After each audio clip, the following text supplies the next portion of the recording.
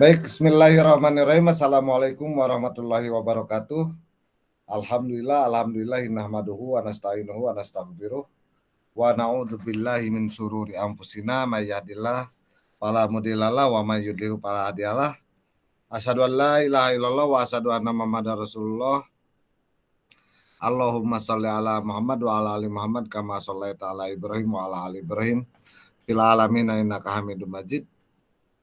Anak-anakku sekalian yang saya cintai, mari kita sama-sama panjatkan puji dan syukur kehadirat Allah Subhanahu wa taala, yang mana Allah ini telah memberikan nikmat kepada kita, nikmat yang begitu besar, tidak bisa dihitung. Saya sering menyampaikan bahwa salah satu nikmat yang kita rasakan adalah bisa berkedip. Siapa orang yang bisa menghitung kedipan dalam satu hari, 1 jam? Nikmat kita memiliki alis, nikmat kita memiliki bulu mata, nikmat kita memiliki rambut. Siapa yang bisa menghitung rambut kita ada berapa jumlahnya, dan itu melindungi kita dari sengatan terik matahari. Ketika hujan, alis kita menjadi pelindung supaya air tidak langsung kena ke mata. Bulu mata kita juga sama, menjadi pelindung dari mata kita. Air mata juga tidak bisa dihitung berapa liter dalam 1 tahun, berapa banyak dalam 1 tahun. Sudah dibayangkan kalau kita tidak memiliki air mata. Itu jadi makanya mari kita memanjatkan puja dan puji kehadirat Allah Subhanahu wa taala yang telah memberikan kepada kita nikmat yang tidak bisa kita hitung. Wa in ta'udzu ni'matallahi la tuhsuha. Apabila kita berkehendak untuk menghitung jumlah nikmat yang datangnya dari Allah, la tuhsuha, tidak akan mampu. Siapapun setingkat profesor matematika pun tidak akan mampu menghitung nikmatnya Allah. Kalaupun ada sebuah hadis atau sebuah peribahasa dari bahasa Arab, andai kata lautan dijadikan tinta untuk menulis jumlah nikmat dari Allah, tentu air lautan itu akan habis dan nikmat Allah belum selesai untuk dihitung. Bayangkan air laut yang begitu luas dan begitu dalam dijadikan tinta, tidak akan air itu akan habis, nikmat Allah belum selesai untuk dihitung.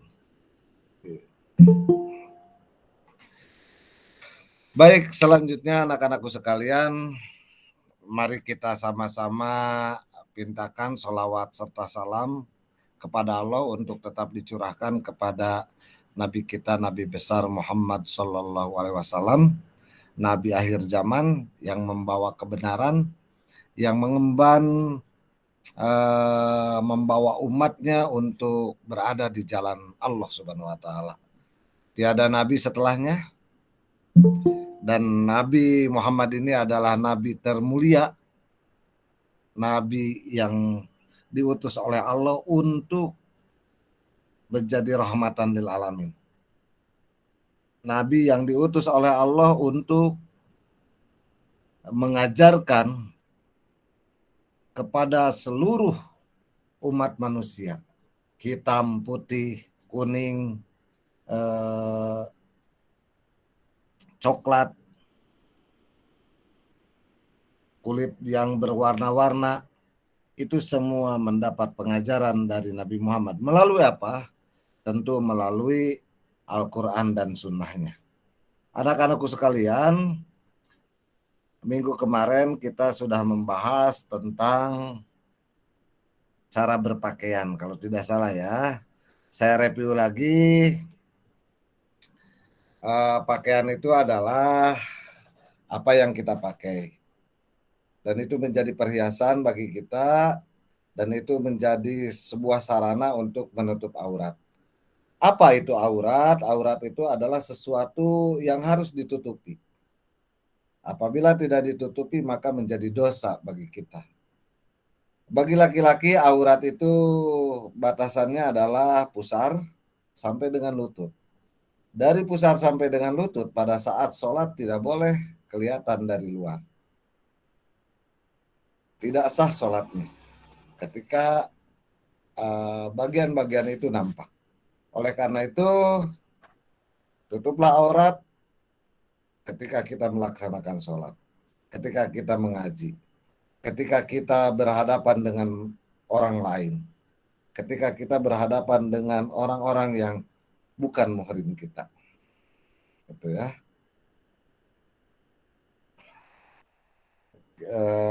Anak-anakku sekalian, bagi perempuan auratnya itu adalah batasannya adalah seluruh badan kecuali ini, karena saking kecilnya ini, kecuali mana saja adalah yang pertama adalah telapak tangan. Telapak tangan sebagian ulama menyebutkan ini dan ini bagian bagian bawah dan bagian punggungnya, bagian perut dan bagian punggungnya. Itu. Ada lagi sebagian ulama berpendapat bahwa yang bukan aurat itu adalah ini saja, telapaknya saja, bagian dalamnya saja. Bagian ini termasuk aurat. Silahkan. Tidak jadi soal. Mana yang akan diambil, silahkan. Yang penting bahwa perempuan yang bukan auratnya adalah bagian satu adalah bagian ini, telapak tangan. Yang kedua, yang bukan aurat perempuan itu adalah bagian muka, wajah. Wajah, tentu wajah ini ada batasannya gitu ya. Sampai dengan pipi begitu, silahkan. Di luar itu adalah aurat, rambut, telinga gitu kan. Itu bukan, itu adalah aurat. Nah itu wajib ditutupi. Ada juga yang berpendapat seluruh muka perempuan kecuali bagian mata saja. Silahkan, tidak jadi masalah.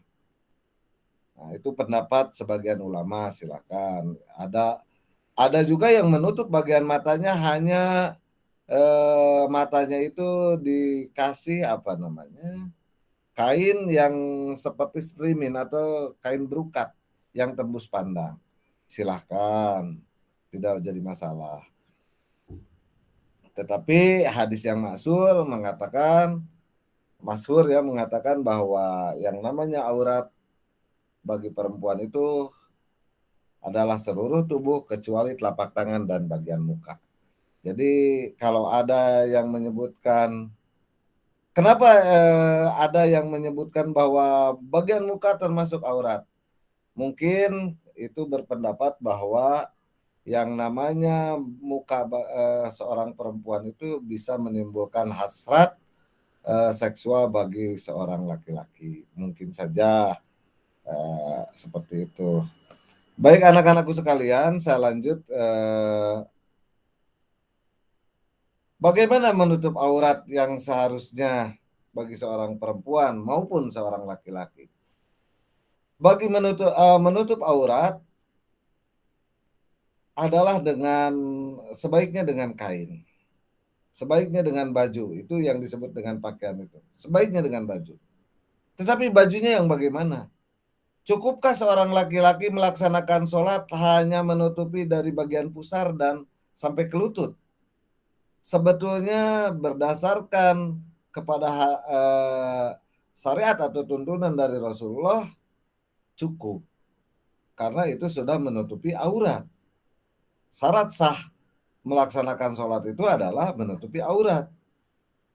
Tetapi pantaskah hal itu dilakukan? Karena itu menghadap Allah. Karena itu misalkan berhadapan dengan manusia, gitu ya. Pantas tidak, gitu. menghadap kepala sekolah, pakaian rapi, pakai batik atau pakai pakaian yang tertutup, tetapi malah menghadap Allah Sang Pencipta yang Maha Kuasa, itu hanya pakaian seadanya, tidak pantas ya. Jadi pakaian itu harus indah dilihat dan pantas, gitu, kira-kira begitu. Pantas.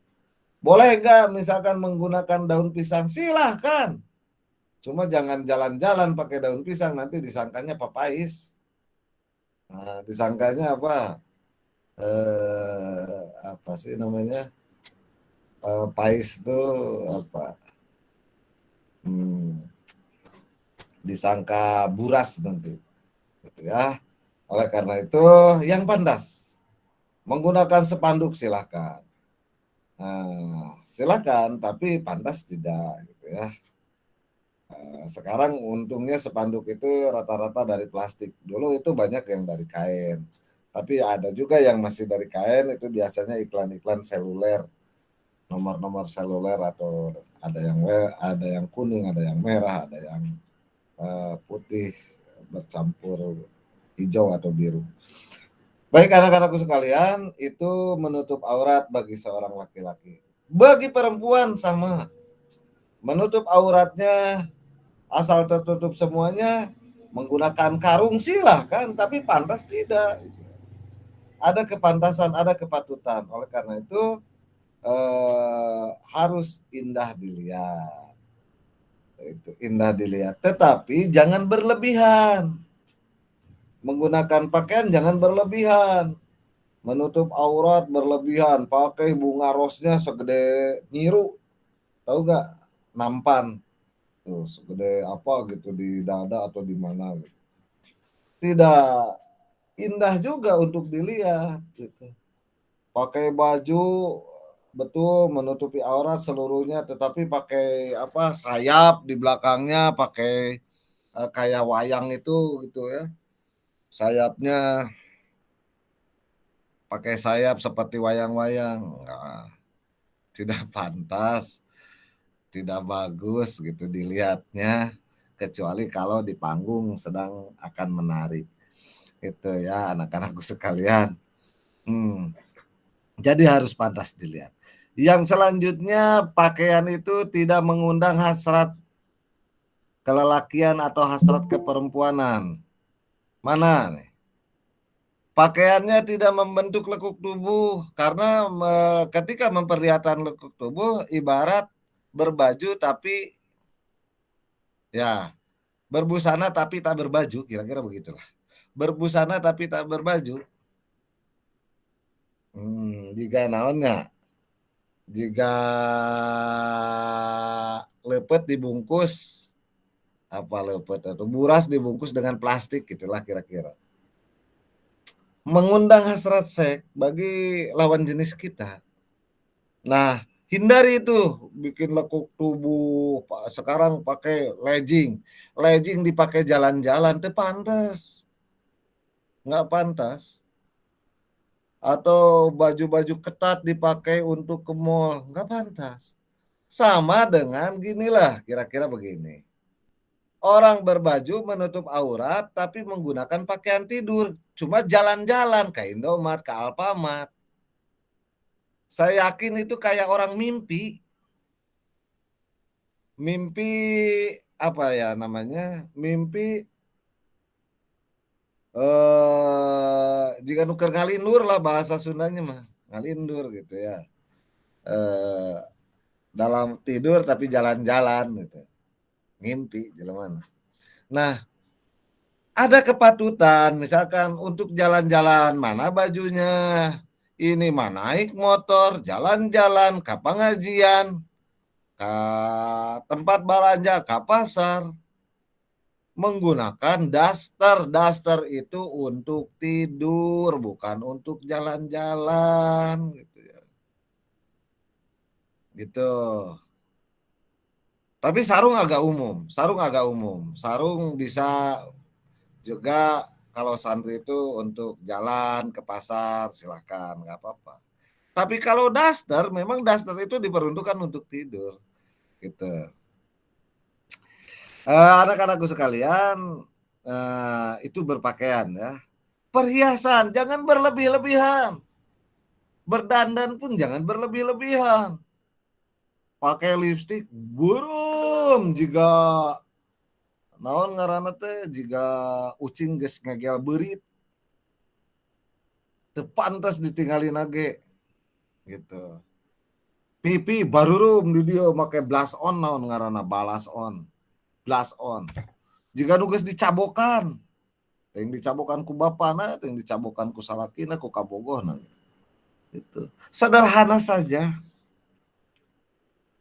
Oh, yang sederhana itu semakin indah untuk dilihat. Jangan berlebih-lebihan, pakai anting segede muk misalkan segede gelas ini nih. Di sini aja ditempelin, bayangkan. Pasti telinganya membleh kalau memang pakai anting terlalu besar. Sederhana saja. Pakai kalung misalkan di luar kerudung. Ada yang ingin kelihatan pakai kalung di luar kerudung, misalnya contohkan atau apa ya. Iya di luar kerudung, gantungannya dari emas, entah emas asli atau emas palsu. Sebesar telapak tangan misalkan atau sebesar piring. Bukan bagus kelihatannya, tapi jika jelema edan. Sederhana saja, berdandan. Ya minhab jika jelema edan kan hari nu kitu teh.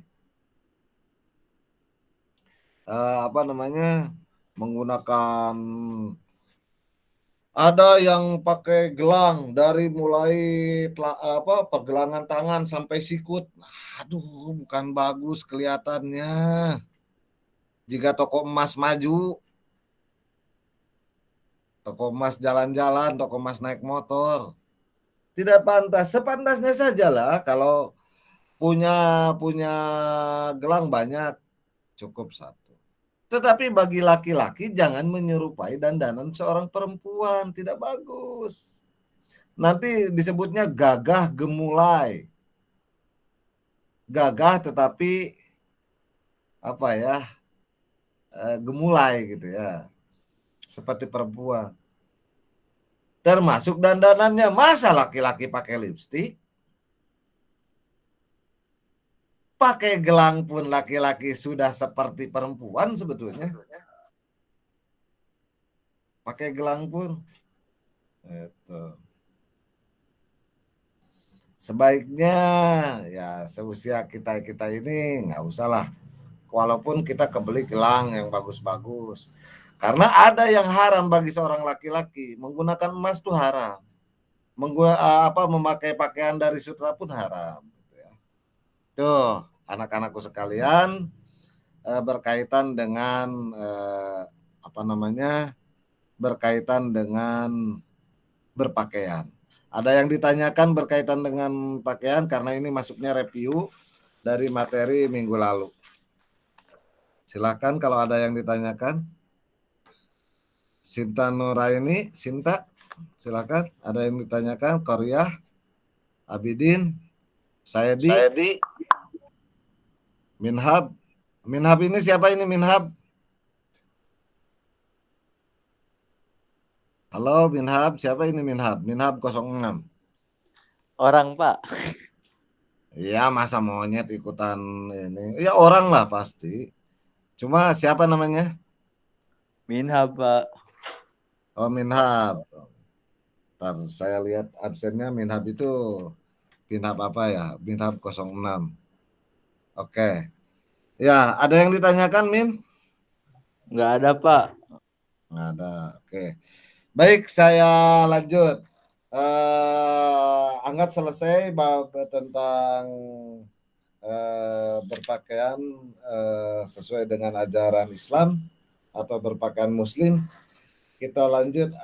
Kalau koko itu bukan pakaian Muslim, tetapi banyak dipergunakan oleh Muslim. Itu budaya. Sebetulnya baju koko itu budayanya dari Cina aslinya, tetapi kemudian itu pantas juga untuk dipakai oleh orang-orang Islam gitu. Nggak apa-apa kalau itu sifatnya untuk menutup aurat gitu. Cuma saya sarankan kalau menggunakan pakaian yang agak tipis, pakai lapisan di dalamnya. Bagi perempuan, pakaiannya adalah untuk menjaga keamanan dari tangan-tangan usil, dari perilaku jahat lawan jenis kita, termasuk menjaga kesehatan dari penyakit-penyakit yang datang. Coba bisa dibayangkan perempuan yang suka pakai rok pendek, kemudian dia naik motor tanpa menggunakan celana lagi, kan gitu. Nanti malah debu-debu masuk ke bagian kewanitaannya. Laki-laki juga sama, debu masuk ke bagian kelelakiannya. Ini akan menimbulkan penyakit. Minimal gatal-gatal. Yang selanjutnya mungkin bagi perempuan itu eh, keputihan dan lain sebagainya. Nah, hindari itu, makanya berpakaian rapi ketika keluar, apalagi naik motor, tertutup auratnya, kemudian diamankan lagi dengan menggunakan celana panjang atau celana yang bisa menahan dari debu-debu. Untung masih debu. Coba kalau knalpotnya yang masuk ke bagian-bagian kalian, wah lebih parah lagi, panasnya tutung. Oke, selanjutnya anak-anakku sekalian, saya ingin membahas tentang apa yang sudah saya sampaikan di WA melalui Google Calendar. Saya sudah menggunakan Google Calendar, adalah tentang jujur. Tentang jujur ini mohon anak-anakku sekalian yang berdekatan dengan Al-Quran segera ambil Al-Quran. Ini surat Az-Zumar ayat 33-34. Saulang surat Az-Zumar ayat 33-34. Siti Korea dekat dengan Al-Quran, Siti? Sedang haid atau tidak? Halo Siti Korea? Iya, Pak. Ya, dekat dengan Al-Quran? Jauh, Pak. Atau pura-pura jauh? Ini di mana? Di rumah atau di mana ini? Lagi di sawah, Pak, cari sinyal. Oh, coba-coba buka kamera, coba sebentar, cari sinyalnya sampai ke sawah-sawah gitu. Ah ya, lain kali bawa Qurannya, itu bukan sawah ya, sungai ya? Sawah, Pak. Oh, saung di sawah ya. Nggak apa-apa. Oh, mantap mantap ya, indah ya. Ya, belajar sambil memandang keindahan alam ini. Luar biasa. Disusukan ya Siti Korea itu di mana? Di sawah, di Pajak, Kampung Pajak. Oh, di Pajak. Oke. Siapa? Sinta? Sinta dekat Al-Quran? Silakan, silakan. Di home, Pak. Ya, yang di home. Minhab. Yang di home buka Al-Quran, Minhab. Punya Quran kan? Home temen, Pak, bukan di rumah. Alasan, wae. Beneran, Pak. Sinta. Silakan, Sin. Buka surat Az-Zumar, Sin. Karena Al-Quran ini ketika dibaca itu menambah keimanan dan menambah ketakwaan. Salah satunya ya dengan membaca Al-Quran. Di samping berzikir ya. Az-Zumar ayat 33-34.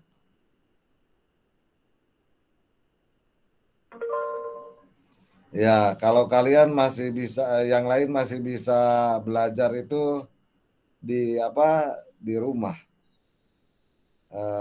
Siti Korea ini harus ke sawah, harus ke saung ya, dekat saung. Sinyalnya didapat di saung ya. Mungkin posisi rumahnya tidak menguntungkan untuk sinyal. Itu pengorbanan yang cukup luar biasa gitu. Belajar harus di saung. Silakan Sinta. Dibaca surat Az-Zumar ayat 33-34. Jangan takut salah, nggak apa-apa.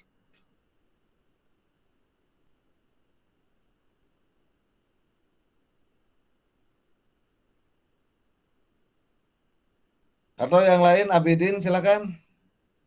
Saya di Minhab. Minhab bisa pinjam Quran di rumah teman tuh. Silakan.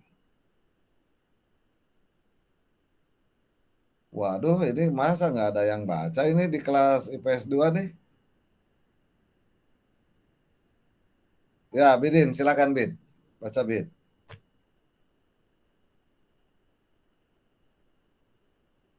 Silakan Bid, baca Bid. Diawali dengan ta'awudz. A'udzubillahi minasyaitonirrajim.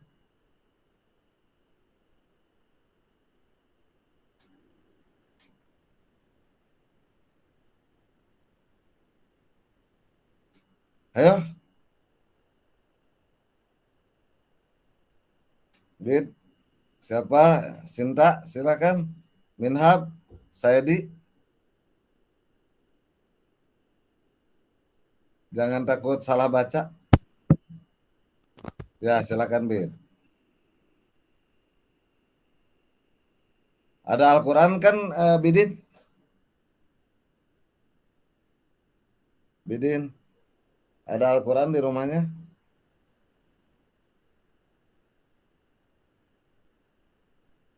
Bidin. Iya Pak, nggak punya wudhu Pak.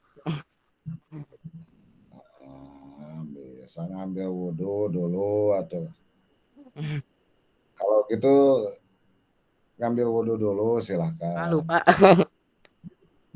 Malu apanya? Kok malu baca Quran? Kamu baca WA aja nggak malu? Baca Quran malu. Orang itu ada yang membaca Injil itu di kereta loh. Saya lihat gitu waktu suka naik kereta, ada yang baca Injil di kereta. Mereka tidak malu. Bahkan mereka bangga.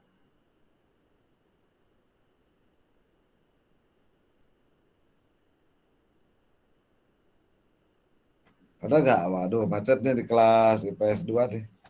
Baik, bismillahirrahmanirrahim. Kita coba lihat surat Al-Zumar ayat 33-34. Walladzi jaa'a bisidqi wa sadaqa bihi ulaika humul muttaqun. Itu ayat 33-nya saya terjemahkan, walladzi, dan orang yang jaa'a datang bisidqi dengan kebenaran, wa sadaqa bihi, dan orang-orang membenarkan dengan apa yang didatangkannya, ulaika, mereka itulah humul muttaqun, orang yang bertakwa. Ulaika humul muttaqun, dan itulah orang-orang yang takwa. Baik, yang dimaksud dengan alladzi jaa'a bisidqi itu adalah Nabi Muhammad. Orang yang datang dengan kebenaran itu adalah Nabi Muhammad. Dan orang-orang yang membenarkan apa yang datang dari Nabi Muhammad itu adalah orang-orang yang takwa. Ini ayat Al-Quran. Jadi Nabi Muhammad itu adalah orang yang sidik. Sidik itu adalah orang yang jujur, benar. Dia tidak berbohong, tidak menipu. Salah satu buktinya begini. Nabi Muhammad hidup di negeri Mekah atau Madinah yang jauh dari pantai, yang jauh dari ilmu pengetahuan, dan Nabi Muhammad bukan seorang dokter ataupun seorang bidan, ya kira-kira perawat lah, yang paling pengetahuannya hanya merawat dan ilmu kesehatan yang tidak seperti tingginya ilmu kesehatannya seperti dokter. Nah, Nabi Muhammad menyampaikan wahyu yang datangnya dari Allah tentang proses penciptaan manusia. Walaqad khalaqnal insana min sulalatin min tin summa ja'alnahu nutfatan fi qararin makin summa khalaqna nutfatan 'alaqatan fa khalaqna 'alaqatan mudghatan fa khalaqna mudghatan idhama fa kasawnal idhama lahma summa ansa'nahu khalqan akhar fatabarakallahu ahsanul khaliqin. Di dalam ayat itu bagaimana manusia diciptakan dari mulai sperma, air mani, kemudian bercampur dengan sel telur, dan selanjutnya menjadi darah menjadi tulang belulang kemudian dibungkus dengan daging. Ini proses nih. Dan proses itu dibenarkan oleh ilmu pengetahuan hari ini. Coba bayangkan 1.500 tahun yang lalu atau 1.400 tahun yang lalu, 400 setengah tahun yang lalu. Itu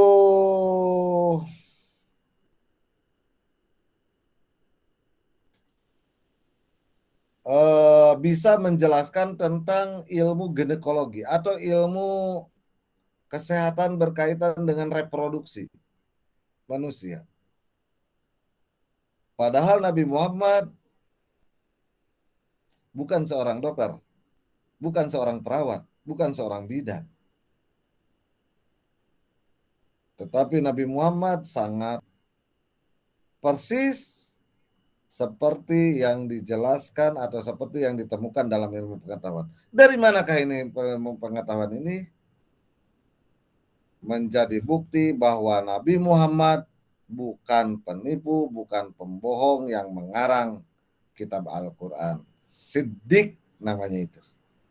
Nabi Muhammad bercerita ada 2 lautan yang bertemu, Yaltaqiani, bertemu dua lautan itu, kemudian 2 lautan itu tidak pernah bercampur. Ini dibuktikan, kalian bisa lihat di YouTube bagaimana 2 lautan yang bertemu. Itu bisa dilihat di YouTube banyak. Kemudian Nabi Muhammad bercerita tentang sungai-sungai di bawah lautan. Sungai-sungai di bawah lautan. Dan itu bisa dibuktikan dengan ilmu pengetahuan. Sekali lagi kalian silahkan tonton di YouTube. Banyak yang menjelaskan tentang sungai di bawah lautan. Selanjutnya anak-anakku sekalian, Nabi Muhammad bercerita tentang api yang ada di bawah lautan, di bawah air laut, bukan di bawah lautan dilapisi lagi tanah, bukan. Di bawah air laut ada api, dan itu bisa kalian lihat di YouTube. Pergunakan YouTube itu untuk menambah ilmu, bukan untuk mencari kesenangan. Lain ngalian web lagu-lagu Korea gitu ya. Cari yang berkaitan dengan ilmu pengetahuan supaya menambah kemanfaatan, supaya menambah ketakwaan kita. Anak-anakku sekalian, ini sidik namanya. Ini benar, apa yang disampaikannya itu benar, dan kita harus membenarkannya. Apabila kita membenarkan apa yang dibawa oleh Nabi Muhammad, itu namanya takwa, nilai takwa gitu ya. Anak-anakku sekalian, sekali lagi, apa yang dibawa oleh Nabi Muhammad, tentunya berdasarkan wahyu, itu adalah sebuah kebenaran yang tidak bisa ditolak kebenarannya. Tidak bisa ditolak. Yakin, asli, hakul yakin, benar apa yang disampaikan oleh Nabi Muhammad. Apa yang dikatakan oleh Nabi Muhammad, apa yang diperbuat oleh Nabi Muhammad, atau apa yang dibiarkan oleh Nabi Muhammad dilakukan oleh para sahabatnya, itu adalah sebuah kebenaran yang datangnya dari Allah. Baik, kejujuran bisa kalian baca-baca di internet. Apa sih arti jujur? Macam-macam jujur ada 5, saya sampaikan. Ada jujur fil qalbi atau sidik fil qalbi, benar di dalam hati. Ya, ketika benar di dalam hati, ucapannya pun pasti benar. Ya, gitu ya. Jujur di dalam niat atau sidik fil qalbi itu jujur di dalam niat atau di dalam hati. Yang kedua adalah, silakan dicatat ini. Ini nanti rangkumannya disampaikan di dalam Google Drive tugas. Yang kedua, sidik fil hadis, di dalam ucapan. Benar di dalam ucapan, nggak pernah berbohong. Nggak pernah berbohong. Misalkan begini, Abidin sedang di mana hari ini? Saya sedang di rumah teman Pak, padahal takut disuruh baca Al-Quran. Itu bohong, nggak ada amal, lagi di rumah sebenarnya. Makanya tadi saya mencoba mengecek ke Korea. Korea, kamu sedang di mana? Pak, saya sedang di sawah Pak, mencari sinyal. Coba buka kameranya. Ternyata dibuka betul. sedang berada di pinggir sawah, bukan di tengah sawah. Kalau di tengah sawah bobolokot ya. Sedang di pinggir sawah, di saung untuk mencari sinyal. Semoga bermanfaat bagi kamu Siti Korea. Semoga Allah menambahkan nilai ketakwaan dan keimanan kamu. Gitu. Nah, sidik dalam sidik pil hadis atau sidik pil lisan namanya, artinya adalah sidik dalam berucap. Kemudian yang ketiganya adalah sidik pil amal, jujur dalam berbuat. Ya, berbuatnya jujur. Tentu perbuatan-perbuatan kita harus diawali dengan hati, kemudian ikhlas, kemudian dalam berbuatnya jujur. Ya, saya tidak menjelaskan lebih tajam tentang apa itu jujur dalam berbuat. Saya lanjutkan yang keempatnya adalah sidik pil wa'di. Sidik pil wa'di itu adalah sidik di dalam berjanji, bila berjanji. Kalau berjanji, ya Pak, saya besok hadir di sekolah. Nah, tepati itu, menepati janji. Itu sidik pil wa'di, menepati janji. Atau jujur dalam berjanji. Wa'dun atau wa'di ya. Itu sidik dalam berjanji. Jadi kalau kita berjanji, ya besok kita ketemu di kelas. Nah, laksanakan itu. Jangan kemudian kalian menyalahi janjinya. Orang yang menyalahi janjinya ya sama dengan tukang tipu sebetulnya. Kemudian yang kelima adalah sidik pilhal, halun, hal ya. Sidik pilhal atau jujur dalam kenyataan. Nah, tentu Pak, saya tidak punya pulsa, oke. Langsung itu karena apa? Karena memang benar tidak punya pulsa. Itu namanya sidik pilhal. Jujur dalam kenyataan. Jangan ngomong tidak punya pulsa tetapi main game jalan terus. Tidak punya kuota tapi main game jalan terus. Ini yang perbuatan ini namanya perbuatan menipu. Siapa yang ditipu? Dirinya sendiri. Siapa yang ditipu? Gurunya. Siapa yang ditipu? Keadaannya. Apabila senang menipu terhadap diri sendiri, senang menipu terhadap gurunya, maka yakin kehidupan selanjutnya adalah kehidupan yang penuh dengan tipu-tipu, bohong-bohong. Gitu ya. Baik, itu sajalah ya pertemuan kali ini. Jangan lupa tulis nama di kolom chat dan kelas. Tentu karena ini adalah kelas khusus, kelas IPS, tidak usah menulis kelas menurut saya. Tulis saja namanya. Silakan tulis namanya di kolom chat. Tentu ini akan terekam dalam dokumen saya. Silakan mulai dari sekarang untuk menulis nama. Sebelum saya tutup Google Meet pada pertemuan kali ini. Ada yang ditanyakan, silakan. Halo, menulis nama. Halo. Siti Korea, silakan menulis nama. Ya, Sinta Nuraini sudah. Ya, dengan huruf kapital betul. Kemudian Saidi Susilo, betul. Silakan. Yang lain sayang sudah keluar ya karena memang kondisinya mungkin sinyalnya luplek. Itu saja pertemuan kali ini yang bisa saya sampaikan. Kita ketemu minggu depan penguatan juga bab ini. Sayang sekali saya tidak bisa ketemu kalian dengan di luar daring ya. Yang tidak daring itu hanya kelas-kelas tertentu gitu ya. Itu kemudian saya ingatkan jangan lupa rangkumannya dikirim ke Google Drive yang sudah saya sampaikan linknya di undangan hari ini.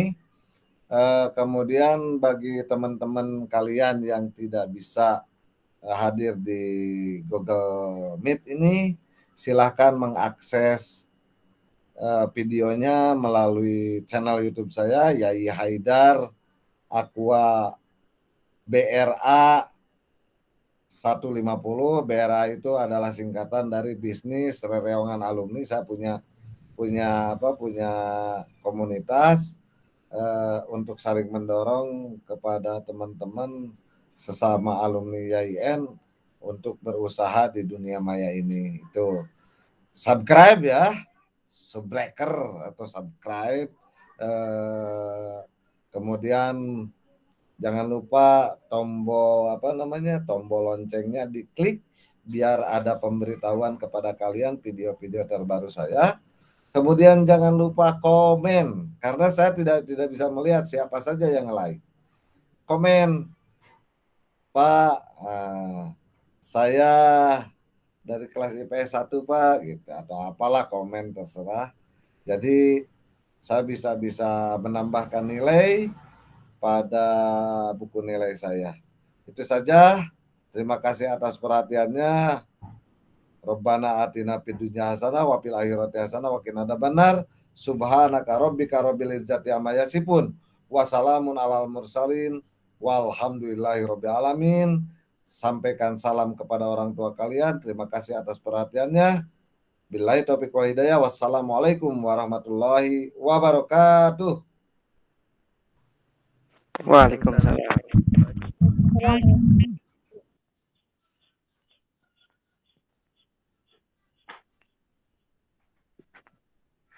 Cuma keluar nggak? Ayo keluar. Oh, iya, kemana? Ya, silakan.